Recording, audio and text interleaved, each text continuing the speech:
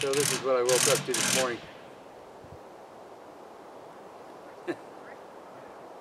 What's happened to etiquette? What's happened to camping etiquette? I went over and asked him a few minutes ago. I said, with all the other camping spots filled up? And he said, well, flat ground's hard to find up here.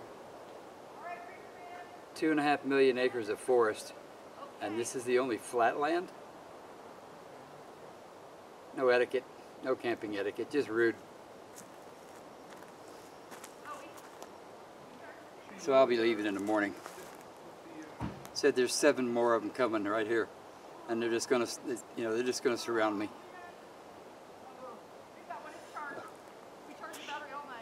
Out come the alien transport vehicles. It's gonna be one dusty mess here in a little while. I can tell you that right now.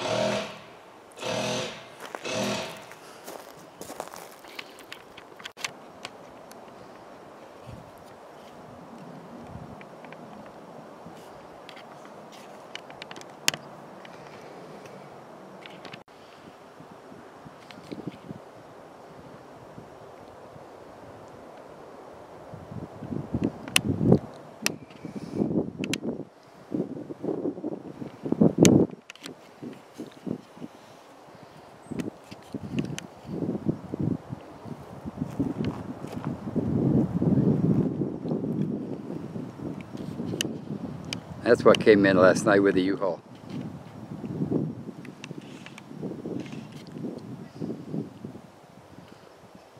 There's the U-Haul back there.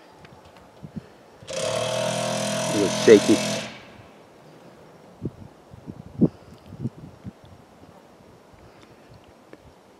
Can you believe this? Porta potties. 2 of them.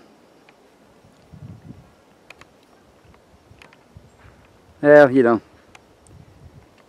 some people figure they can just, if you're by yourself, some people figure they can just do whatever they want.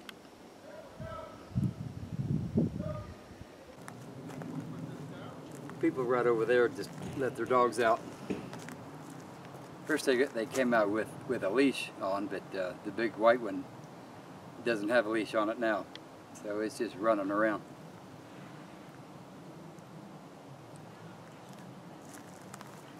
What can you say?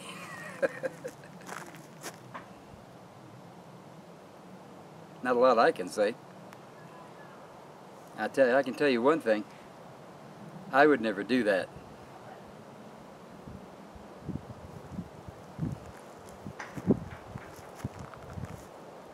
There's another 27 or 30 miles down the road. I've been down that road many times. There's lots of white spots down there. There's even one right over there, just 500 or 600 yards. So why do they have to park right up next to me?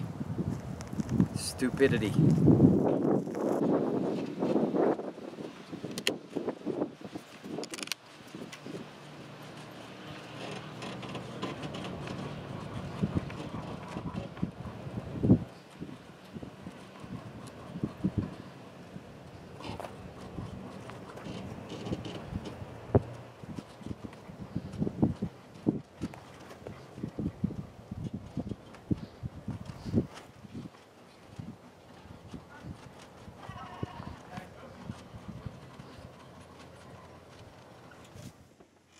So I know what happened. I didn't think about it until this morning. I went over there to talk to him. I told him that I'd be leaving in the morning. Now it was too late for me to try to get packed up. He told me there's going to be 7 other campers in there, so I just decided I was going to go ahead and leave. But when I turned around and started walking away, he said, "I'm sorry to run you off." Well, it didn't dawn on me until this morning what he said. So across the road, well, first of all, let me back up a little. He said that they always park over there across the street, but that place over there was occupied. So I'm sure that what he thought was, well, you know, there's a single camper out there. He's probably by himself. We'll just go in there and just take over his camping spot. He fully intended to run me off. They did. I think they fully intended to run me out. Some people's children. I swear. So I'm going to take off tonight, I think. It's awfully hot pulling that big hill coming up out of Roosevelt Lake. So I think I'm just going to go ahead and wait until late this evening and go on in. Be a lot cooler, I guess.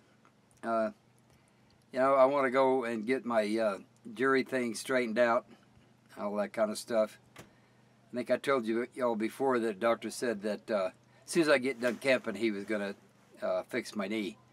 So and it was swelled up a couple of times here and there. So right now it's not bad, but yesterday it hurt kind of bad. So back and forth, back and forth. So I'm going to go ahead and get that taken care of.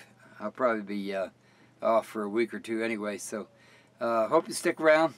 It was fun.